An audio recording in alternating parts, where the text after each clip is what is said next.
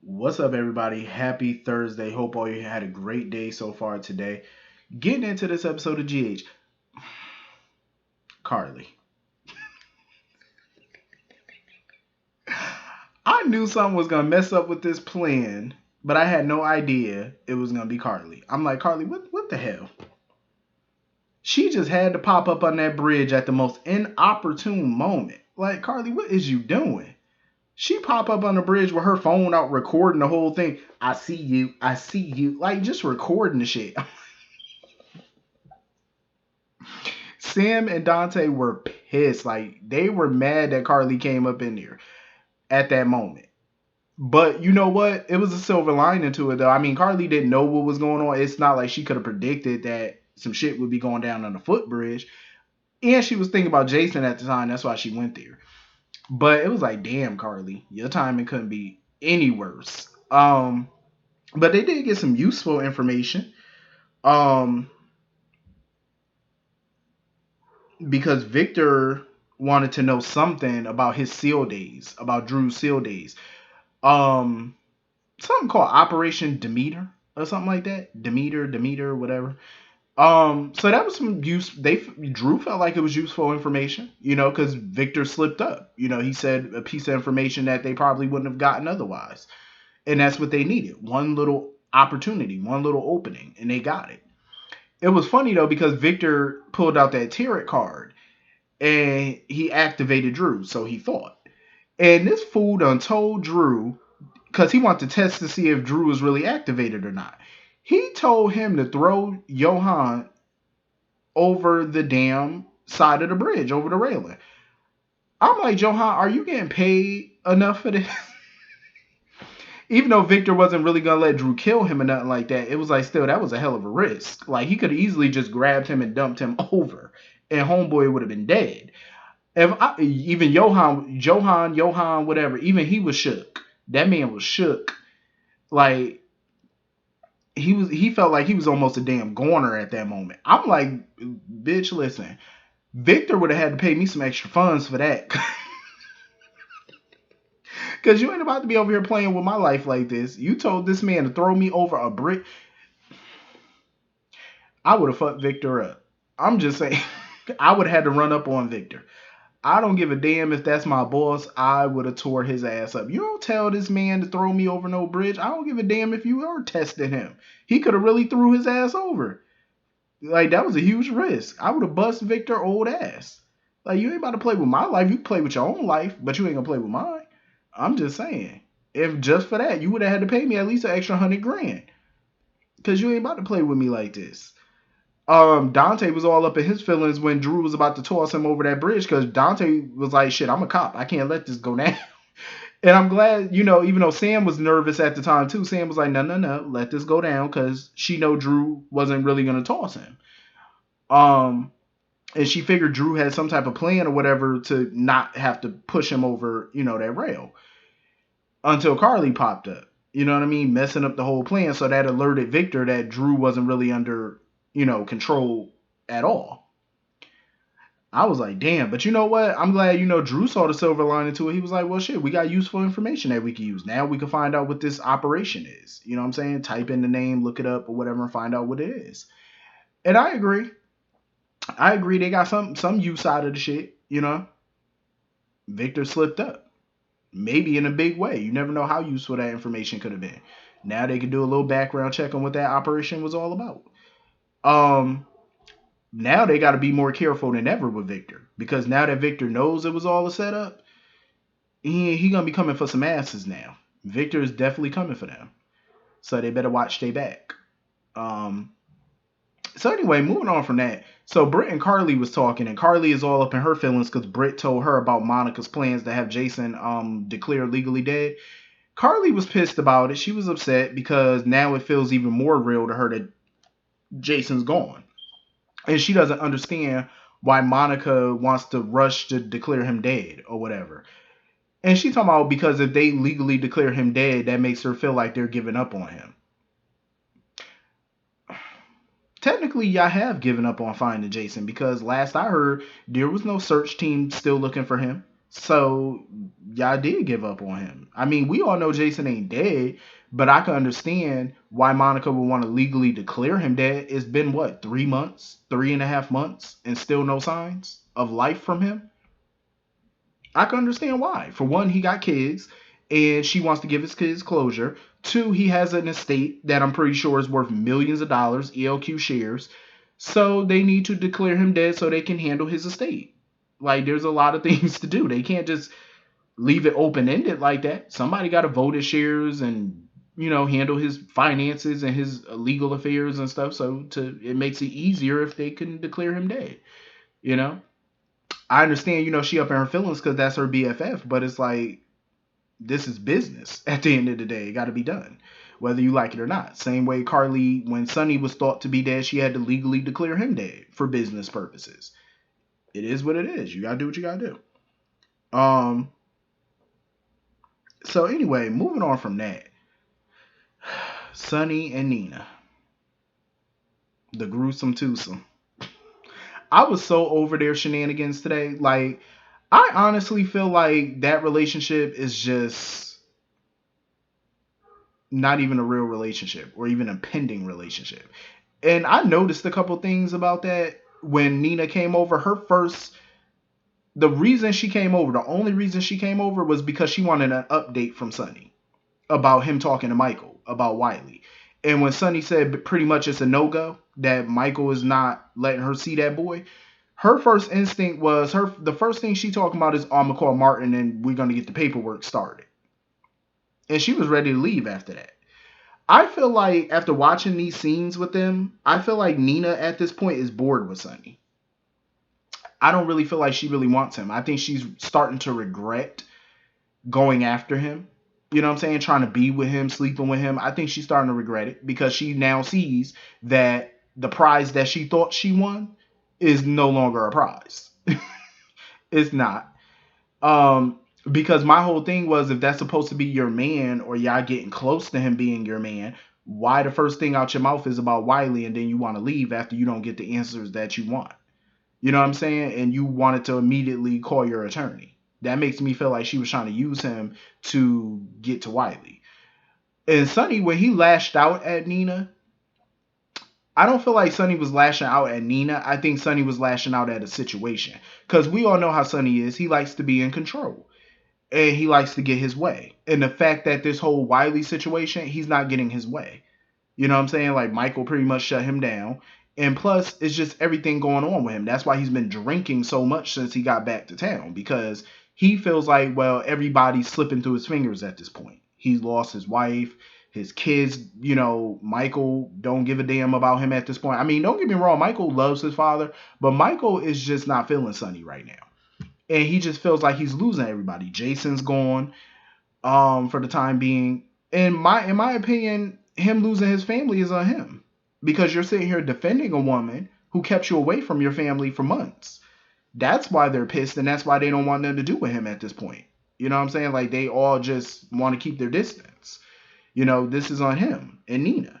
You know what I'm saying? Like, you chose her pretty much over your family. And the mere fact that he went to Michael's to defend Nina to Michael was the icing on the cake for Michael. You know what I'm saying? He's not understanding this. I feel like Sonny is very like confused at this point. I feel like Sonny doesn't know who he wants to be. He doesn't know. Like, he got his family over here, he got Nina over here. He's in this position where he don't know. Like, his life is just spiraling down right now. He's spiraling out of control.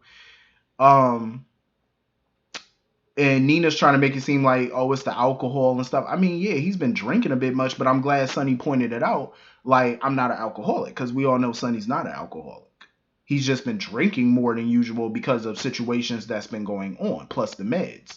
So, he decided, like, okay, I'm a socially drink now, which I think is a good thing.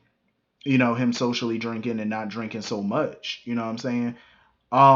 So basically Nina had him throw out the liquor or whatever, and she was like, you could use the liquor bottle as a candy jar for the kids or whatever. Um this whole Sonny Nina situation is just a hot ass mess at this point. I really do feel like Nina has regret about trying to get with him, because even she said that she fell in love with Mike, and now she's seeing that this is not Mike, and that's my whole issue with her.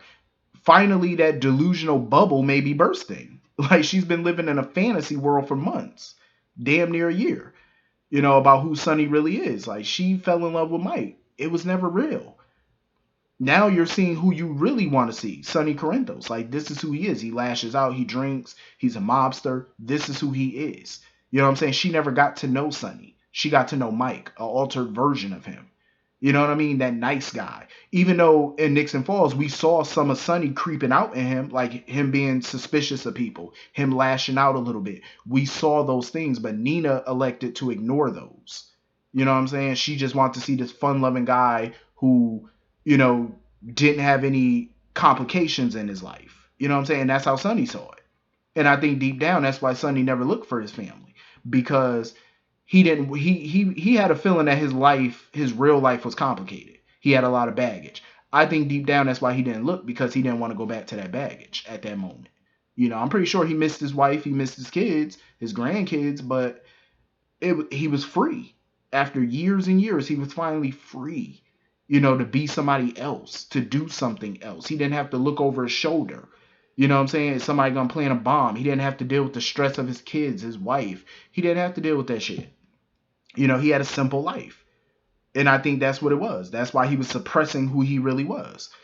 And Nina was just delusional as all get out, and now she's finally seeing the real him, and she doesn't like what she see. But that's too damn bad. You wanted him. That's the prize you wanted. Knock yourself out. You got your prize, madam. He's all yours. Carly don't want him back right about now, so you can have him. That's what you wanted. He's all yours, ma'am. Hook, line, and sinker. And I wonder how she gonna deal with all the mafia stuff, because that's coming. Especially with the way Miss Wu moving right about now. Oh, it's gonna be some drama. So I wonder how Nina gonna handle that mess. Since you want to be with him so damn bad, now you get to deal with all his mess. The bipolar, the mob stuff, him lashing out. You're dealing with everything Carly and other women have been dealing with for years. His kids, you're dealing with all this now. This is what you wanted. You can have it, I honestly feel like Sonny need therapy. You know how Tony Soprano and the Sopranos went to Dr. Melfi for therapy and stuff? I think that's what Sonny need at this point. He need to go talk to Dr. Kevin Collins or somebody. He need therapy, because I don't think Sonny's going to be able to handle his meltdowns on his own. He needs professional, somebody professional to talk to about this. So anyway, moving on from that, I totally understand where Portia coming from. Like, Portia is desperate to try to help her daughter the same way Carly was, for Jocelyn and stuff like that when all this porn stuff came out. But I'm glad that Portia ultimately decided to kind of take a back seat right now. She feels like her daughter's in trouble with this Esme Spencer nonsense, but she knows that, Trina's an adult now. There's nothing Portia can really do. All she can do is give advice, and be there for her daughter. Trina has to handle this. Same way I said, Carly got to fall back. I know it's hard for people like them to fall back because they've always, stepped up for their kids. But the kids are adults now. You know what I mean? Like, they're in adult situations and they got to figure out a way to navigate out of it like an adult. It's hard for Portia to fall back. It's hard for Carly to fall back. But you kind of have to. You know what I'm saying? You can't really get involved too much. The best, like I said, the best they can do is give advice and fall back. But I know it's hard for Portia to watch her daughter go through this mess. She's being accused of something she didn't do. Esme is trouble. Spencer is trouble. And she just does not want her daughter a part of that. And I can't say I blame her. But she gave her opinion to Trina. She said her piece. And Trina continues to go into the lion's den. That's on her. Speaking of Trina, she went to go visit Spencer and pretty much told him, like, listen, this is my last time visiting you. She pretty much gave him an ultimatum. She told him to break things off with Esme because she was like, she cannot be around him or be friends with him or be anything to him as long as Esme is around. And Spencer tried to shut the conversation down because Esme ass was working that night. And of course, like a cockroach, she was eavesdropping on the conversation, listening. Trina tried to cut ties with Spencer, give him back the book that he gave her for Valentine's Day. He refused, but she was like, no, I can't take it. I can't keep it. And Spencer kept coming up with excuses as to why he could not cut Esme off because she's the only person he got. I'm like, little do you know, her daddy is over there. So Spencer need to wake the hell up. Like, this girl is the epitome of evil. You ever seen that movie in 2009 called The Orphan? That little evil ass girl. That's pretty much Esme. Esme's plan is working to a T at this moment. Like, it's going exactly the way she wants it to go. She's isolating people from Spencer. You know what I'm saying? She's cutting off his friends. She's getting in between the friendship. She's getting everything that she set sail to do. Now she done planted the burner phone in Trina's purse. So now Trina got the burner phone in her purse, which is evidence. And this heifer, Esme, had the nerve to call the PCPD tip line and report Trina for revenge porn. I said, oh, hell no. Listen, somebody got to whoop Esme ass. Somebody got to get her. Somebody got to snatch this girl. Because she doing too much. Like, she done called the po-po. I said, hell no. Hell no. Trina got to do something. This is why I'm pissed, because I'm like, Trina, Jocelyn, and Cam need to team up. Like, Jocelyn is smart. She knows Esme cannot be trusted. They need to team up on this. And that's exactly what Esme trying to do. She's trying to divide them. And if they team up, they're a lot stronger together than they are apart. And that's what they need to do. Because this girl just getting away with all this foolishness. And this shit got to stop. I'm like, no, y'all letting her get away with too much now. And some reporter was trying to talk to Jordan about the case or whatever. Was trying to ask Jordan all these questions and stuff like that. About the sex tape, but Jordan wasn't, trying to give her no information and whatnot. But this shit is getting wicked right about now. Somebody gotta do something. But anyway, that was pretty much the whole episode. Hit the comment section, let me know what you all thought, and I will see you all later. Have a great night. Peace.